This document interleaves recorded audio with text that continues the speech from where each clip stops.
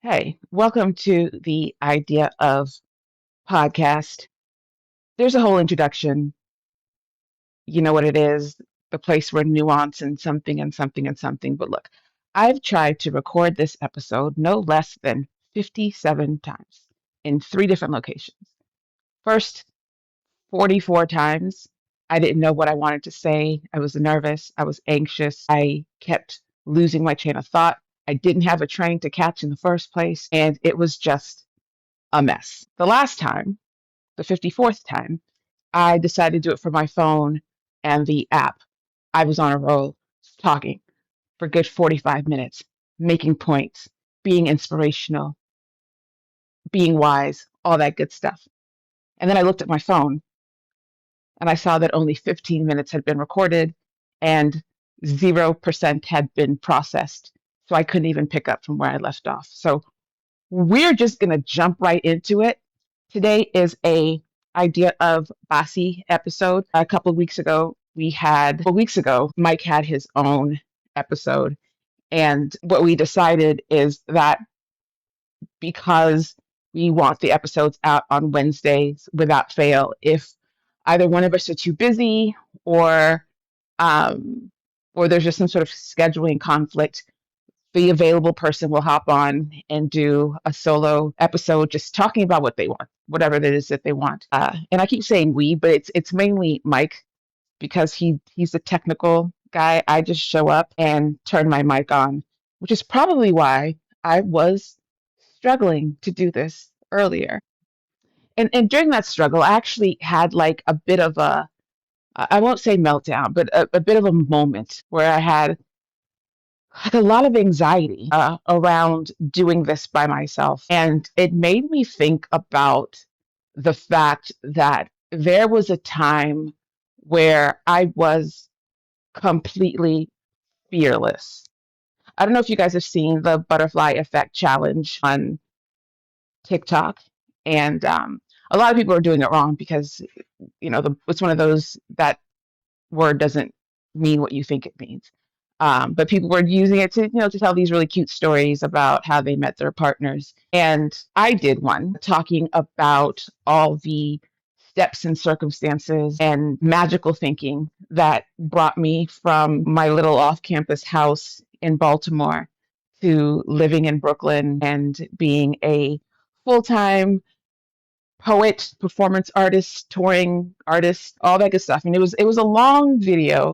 I wanted to sort of go through it again today, and I kept trying to do it, kept trying to do it. If you want to see it, it's on my TikTok. It's like a 5-part series. Not even a series. It's just me talking for 10 minutes 5 times. And I think it's pretty interesting, and it highlights a lot of what it is that's happening right now and what was happening when I tried to film this before. Thinking about that story and thinking about today and thinking about just like the last few years of my life. Well, first, I was on TikTok a couple of days ago, and on my For You page, there's this black woman. Where is a black woman on my For You page? I stop. I want to see what they're doing. If they're not doing anything, I'll just like it and keep it moving. But this one caught my eye because she said, here's something we can learn from Donald Trump.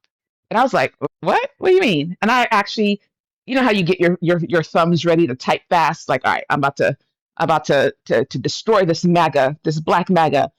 But what she was talking about was the fact that Donald Trump, Toupe Fiasco, has the most supreme, oversized sense of self. He is so sure of himself and so confident. And I know that a lot of times we like to like pinpoint that he's stupid or he doesn't he doesn't know how to do this and he's ugly and his hair is weird and da da da. But the thing is, we think all that stuff about him, but he doesn't think that stuff about himself. Let him tell it.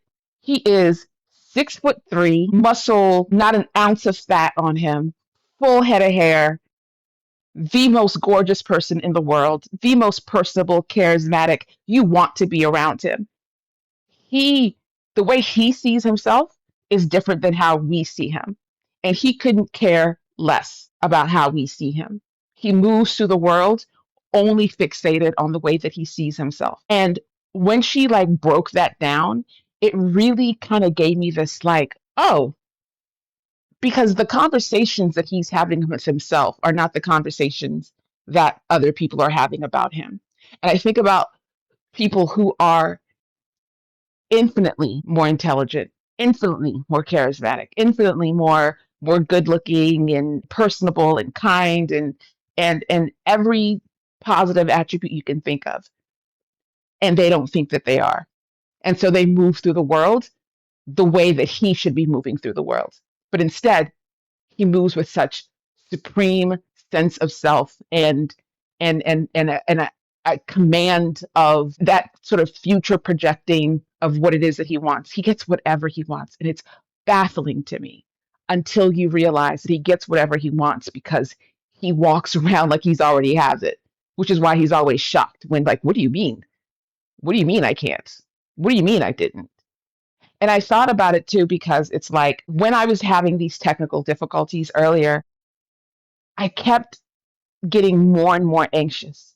The more I tried to do better, the more anxious I got. The more anxious I got, the more I flowed, and so on and so forth. And thinking about the butterfly effect and all the things that took me from Baltimore to Brooklyn and just carried me through my life, the main component, the main thesis of every single part of that story was I just did. I didn't think about whether or not I was good at or if I could or did it make sense. Everybody who said, "Oh, you can't live in Brooklyn. You're too this. You're not that enough." And it's not even like bad. Like, "Oh, Bassey, you're too trusting. You're too naive. You're not hard rock like you need to be to live in New York." And had I been like, "Oh, you know what? They're right. I wouldn't have moved there. And if I moved there, I would have moved to like, I wouldn't have moved there. I would have been too afraid to go." And all of the situations that I found myself in, one thing after another, and it was all beautiful happenstance. It was all beautiful serendipity. It was all divinely ordered and it was all laid out in front of me. But if I didn't feel like I could do it, if I didn't walk through it, I wouldn't be able to say that I experienced any of these things, right? So I know that people talk about how confidence is key, but what I've come to realize is that confidence is the door, it's the portal, it's the thing that you need to step into to get to the rest of it.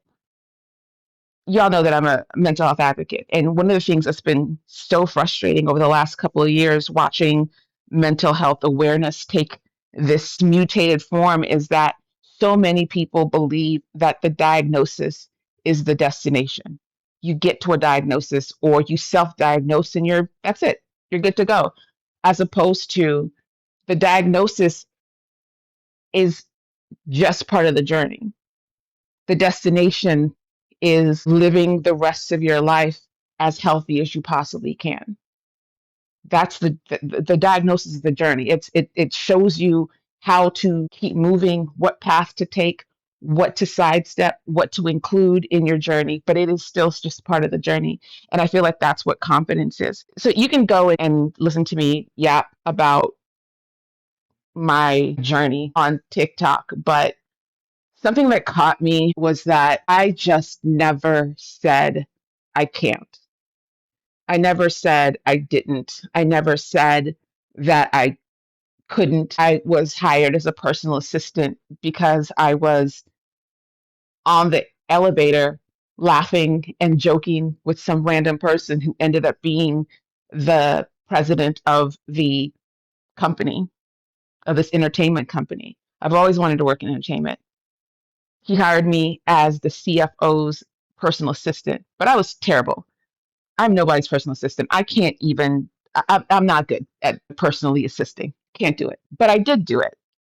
And I did it poorly, but I did other things well enough that they pulled me into the office and said, "You suck at this, but we like how you do this other thing." And I got promoted to a producer and a writer in this entertainment com that was way ahead of its time, urban box office. I'm not going to go into the whole thing again, but the key thing, the thing that I just kept thinking about as I was telling the story is what happened to that girl?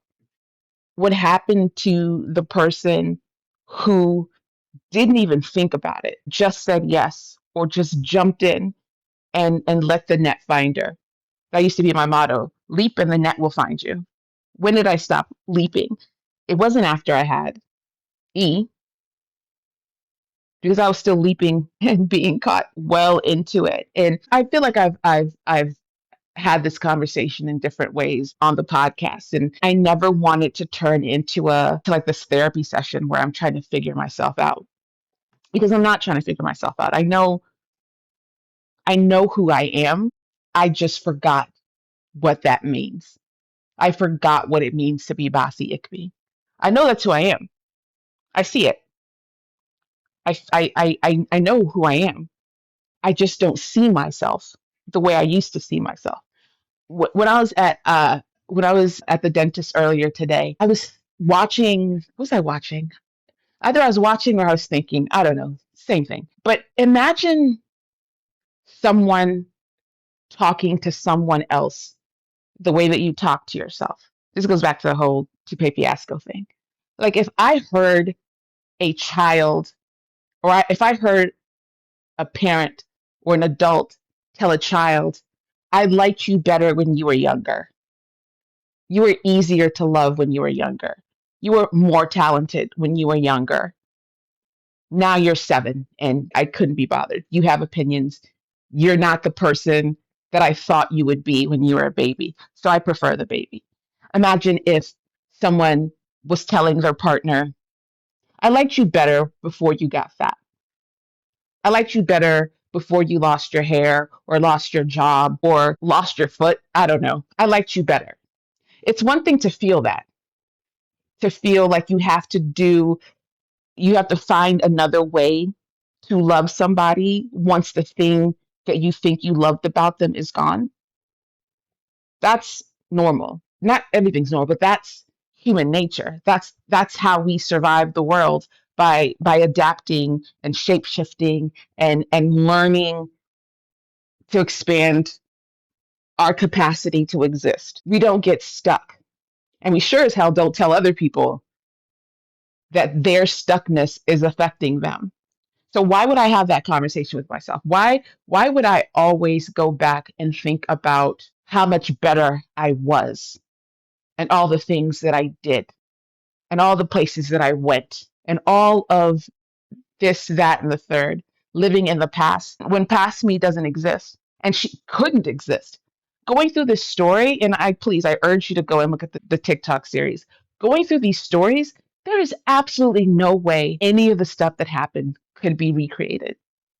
There's just no way. It's impossible. One of those things, sure. Two, maybe. All of them? 10 years worth? Longer? Absolutely not. It's just not feasible. So what am I doing with the person that I am now? That confidence door. The confidence door is the barrier between who I was and who I'm becoming and who I will be and who I'm looking to be. And I've spent so much time thinking about the person that I was and not enough time thinking about the person I've become. And I was writing yesterday. It was the first time I've written in such a long time, but I was writing about how I spent so much of my life only thinking about the moment that I was in. And it helped. It was great. It pushed me tumbling and falling into achievements and success and experiences and people and all of that.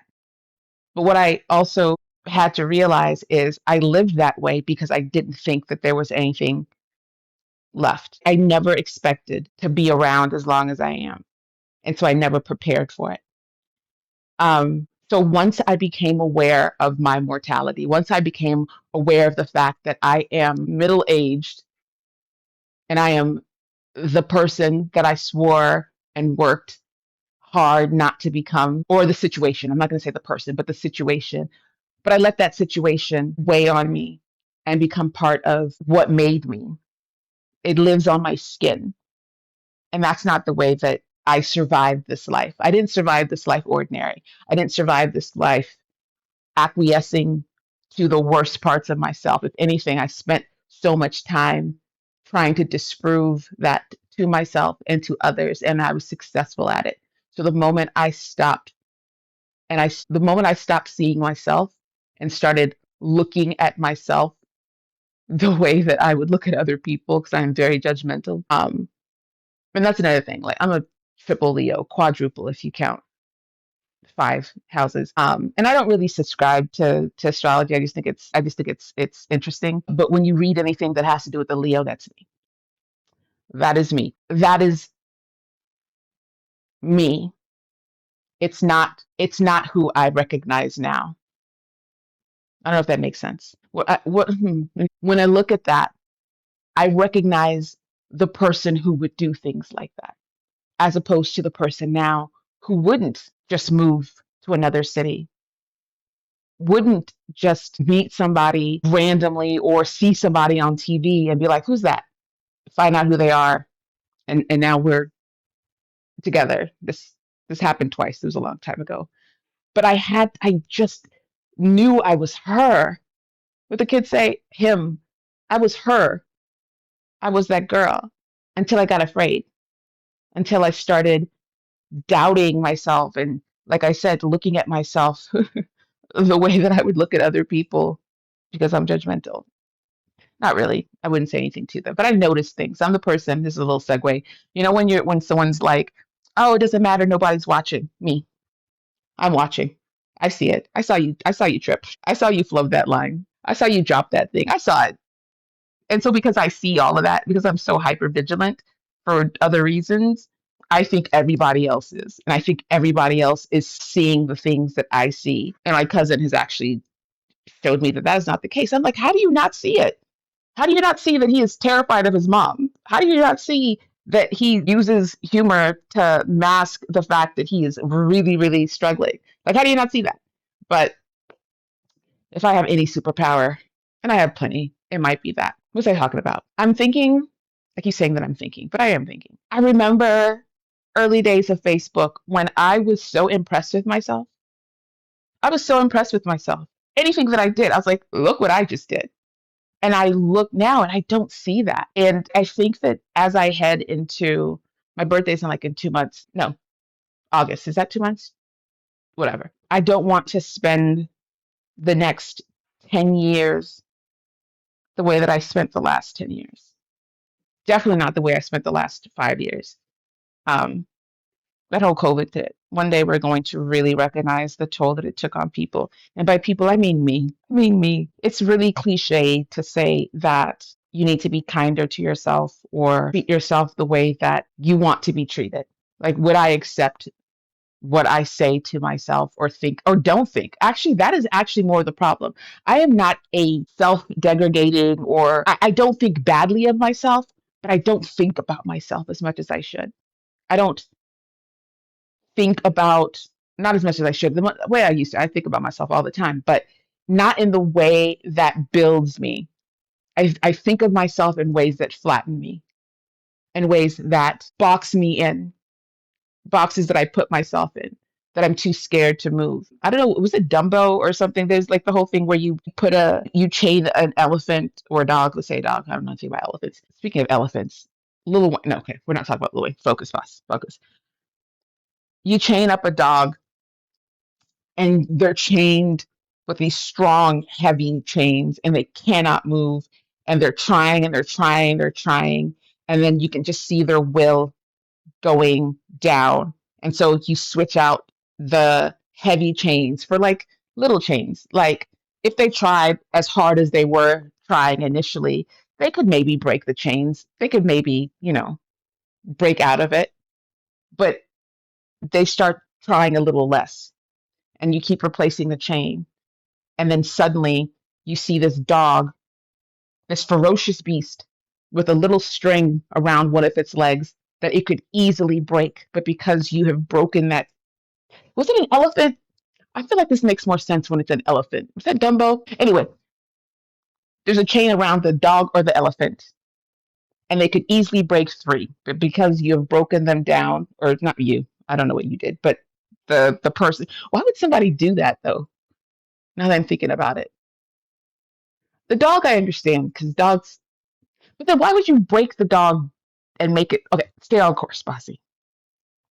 Stay on course. My point, which I don't have, is that I'm going to do the work to be better about the life that I'm living and make the choices that I need to do that and work at it and not let myself down. That's another thing that I've noticed. I break all the promises to myself. I saw this really interesting thing that a therapist had where it's like when you make promises to yourself, think about yourself as 8-year old you, and you told adult you that you were having a dance recital and you wanted adult you to show up. You wanted them to be there. You really wanted to see them in the audience. What would it do to 8-year old you if the person you really wanted to show up for you the most didn't? And you look out those curtains and you look into the audience and you see everybody there except for you. Imagine what that does to that kid. Now imagine what that's like for you when you say I'm going to start this thing and you just don't for whatever reason. And most of it is because you think you can't. I was reading, I'm all over the place, but I don't care. I'm rereading Big Magic by Elizabeth Gilbert, and Elizabeth Gilbert wrote Eat, Pray, Love, which I have issues with that book, but we'll talk about it some other time. But Big Magic is a book about creativity and sort of breaks down. It's weird because it sort of breaks down the mysticism around creativity and art while also acknowledging that it is magic. It is big magic. And something that she said early in the book was she used to think that she had to destroy fear in order to unleash her creativity. And what she's since learned is that fear and creativity are siblings, they're twins. They need to come together. You can't have creativity without fear because there's that fearlessness that fuels the art. And you can't have fear without creativity because then the fear becomes toxic and rancid and dangerous. So you need that art, you need that creativity to balance it out. She didn't say all of that. She said something close to it. So you can read the book and find out. But something that's what I took from it, I should say. That's what I took from it. But reading that last week or rereading that last week was very helpful to me because I think that because I lived life so fearlessly, I thought that the fear wasn't there. But really, what I had done was the fear as fuel. The fear was wind pushing me forward, not the brick wall. And I started thinking about it as a brick wall as opposed to the wind behind me or the wind pushing me. Okay, that was a terrible metaphor. I don't care. I don't know anything about wind.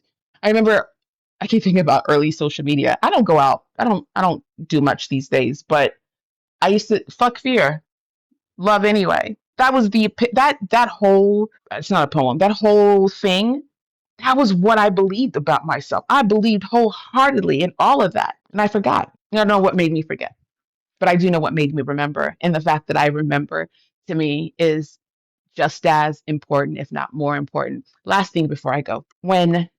Before Bugs was born, I had this mass. Is it now it's a fibroid. They just said it was a mass, which is fucking crazy. But it was growing the same time that he was growing. So he was born early, like 2 or 3 months early, because it was this tumor, this mass was taking all of like the nutrients and the hormones and all the things, the fluid that he needed to survive as a I didn't have morning sickness. I didn't have like hormonal crying. I didn't gain like maybe 10 pounds. I was all belly because everything was going to feed both a child and this mass. And then the mass started. And that's another thing, another story about how God didn't play about me. Let me tell the story really quick and then I'll get to my point. So I went to a regular checkup, a regular ass checkup. And when I got there, it was this new person. I think she had just graduated from, I don't know, sonogram school. I don't know. And she kept like putting the sonogram wand on the side where the mass was. So this, it looked completely black. And she was like, "Oh, I don't know. I can't." I was like, "Okay, you have to do it this way because there's something blocking right there." And she just was like nervous. She didn't want to do it wrong. So she went and got her superior. Superior? Why do I say it like that? Is that the word superior? Supervisor. No, whatever. She went and got the head tech in charge. And within seconds, she was like, "Okay, you have absolutely no fluid. If you don't induce right now, this this kid isn't gonna make it." That's happened more than once. It happened when I needed the emergency blood transfusion. It happened then. So I went, had him, whatever. Didn't even have it like any like pain. It was fine. It took it took 10 minutes. God didn't play about me. I told you that. But after he was born, I still had this huge lump, huge lump. So he was like months old and I still looked pregnant. If you've seen the video of on Deaf Poetry when I have on the pink dress, letter to my unborn, everyone was like, "Oh, she must be 12 months pregnant." I wasn't. I was like 6, but because it was a baby and a mass, it just looked like that. So had him. Everyone, "Oh, it's just great that he's healthy. It's just so great that it was cotton time." And yes, absolutely. About 2 months later, well, 3 months later, he was 3 months old. I had surgery to remove it. And for context, E was 5 pounds when he was born. They removed a 10-pound mass from my body. So it looked like I I might as well have been carrying triplets, the long and short of it. But when they took it out and I woke up from the surgery, there was a scar from in between my ribs all the way down, cutting my bicep? No, cutting my bicep. No, cutting my button. So my belly button is split. And it was also kind of botched. I learned that later, that it was botched. They didn't take the care that they needed to in cutting and mostly sewing me back up. So for years was very no, for years. I'm currently at this moment very self-conscious about that scar. Very, very self-conscious about it. There's certain things I can't wear because you can see like the because it like I said, it's straight down my belly. I hated it. I don't like it. And I didn't realize how much it affected me, but it made the choices that I made. I'm not gonna get into all my personal business, but imagine the kind of person that would make you apologize for your body and how toxic and awful that person would be. I would actively choose that because I too hated it. And so I just carried it. I never showed it. I don't talk about it. I just have it. It's just something. I don't look at myself in the mirror for 17 years. I Unless I have clothes on. I look great in clothes. But outside of that, I didn't. And because of that, because I never spoke about it, because I just took it as what it is, because every time a new doctor would examine me and see it, they'd be like, "Oh my God, this a new gynecologist like last year." Um, and she went to examine me and she said, "Man, they didn't give you a chance at all." And I was like, "Oh, thanks, Bertha. I appreciate you." Um, Older black doctors don't give a fuck. They say whatever. But and she didn't mean any harm, but she was right. They didn't give me a chance at all. And I started thinking about that. And I was like, you know what? I would be one of those old women with a tummy tuck and a BBL, not a BBL, but a tummy tuck. So I started like researching tummy tucks. Like, how much is a tummy tuck? How much does it cost? Where can I get one? Should I go to Turkey? Do people die in Mexico? Like I was all in searching. And then I find a Reddit thread that's all about tummy tucks. Reddit, whatever you need to find in Reddit, it'll be on Reddit. So I found the tummy tuck subreddit, and it's called that, tummy tuck. And I saw all the people that were getting them, and I was like, oh, that's a lot of.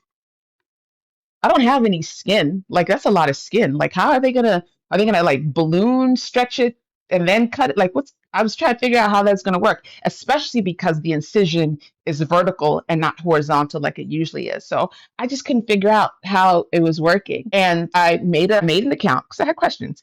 I made an account and I asked, like, does anybody have like photos of them looking where it's like they're not big, they just need a tummy tuck? And they're like, the fuck? Why would you just need a tummy tuck? I was like, well, answer the damn question, Elizabeth. But it turns out what I actually needed, and I thought tummy tucks were so expensive, and they are expensive. And then the recovery and the downtime is a lot. What do they call it? Angioplasty? No, that's heart. Abdominoplasty. What is it? Doesn't matter. Tummy tuck. Super expensive, which is insane. And then the recovery time, more insane. Turns out, or come to find out, all I needed for almost 20 years was a scar revision. A scar revision. Like $1,000.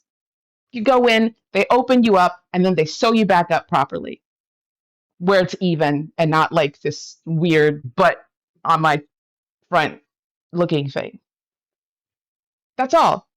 Had I not ignored, or I wouldn't say ignored, had I not spent years more ashamed of it as though I did something wrong.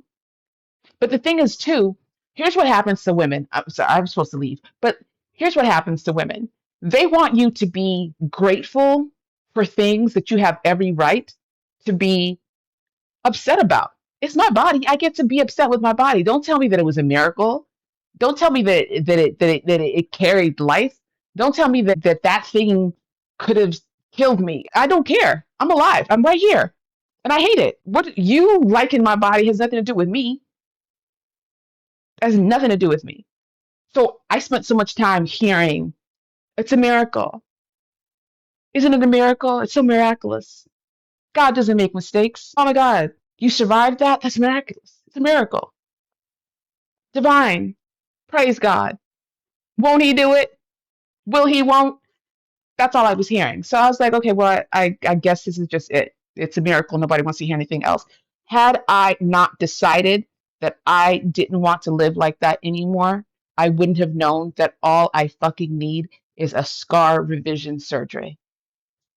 That's it. That's all. Also, a big middle finger to the one plastic surgeon I saw in 2009 who told me that I needed uh, who told me I needed a tummy tuck and fucking lipo when I was 108 pounds. Big middle finger to that guy, whoever he is, I can't remember. But had I not taken that and walked away thinking that was the only option and not researching, had I done that, I would have, I mean, woulda, shoulda, coulda. We're not supposed to live in the past, but I'm just telling you what happened in the past to tell you where I am in the present. But that's my point. I spent so much time ignoring the thing I should have faced. And if I faced it, I could have fixed it. And I'm thinking about all the things that I didn't face, all the fears that I let be brick walls because I decided that I was going to stop seeing myself the way that I am and only think about the person that I was. And it is absolutely impossible to be that person. The universe will never line up the way that it did for me. God will not roll out the red carpet the way that he did for me. Not that way. But because I was waiting for it to happen again that way, all of the carpets and universal lineups that I sidestepped because I was looking for the one I recognized. I'm pointing behind me. I'm not doing video today because I can't figure it out. But I spent so much time waiting for it to look like what I remember and what I was used to that I missed so many opportunities. And I don't want to do that again. There are certain things that I think are absolutely a wrap. It's just the way the world works. After a certain age, women and then Black women are invisible. So there are certain things that I cannot expect anymore and I need to let go of. but there are things that I can replace that with, not something weird like bingo or, I mean, shout out to people who love bingo, but you get what I'm saying. There's still a version of a life that I can live that's not going to be what I wanted, but nothing is. It's not possible. And whenever I say things like that, people tend to wonder, like, no, you can have it. No, I can't. Sorry. Shout out to you, Mike. I can't.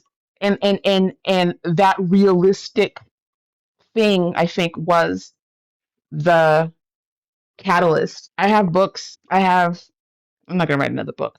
But there's still stuff. I still do have like these existential crises about what I'm gonna do with myself in my life because I never planned for there to be more of this.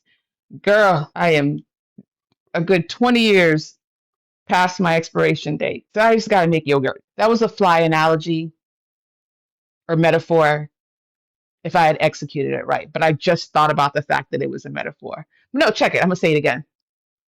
No, shit. What did I say? What did I say? Doesn't matter. Fuck it. All right, y'all. What the kids say, I've yapped enough and I don't really know what I said. I was all over the place. And God bless you if you listen to any of it. Shout out to you. Mike, if you're listening, I'm never doing this again. We're going to have to figure something else out. I will not be doing any more solo episodes. I don't like it. Anyway, how am I supposed to leave? Okay, bye.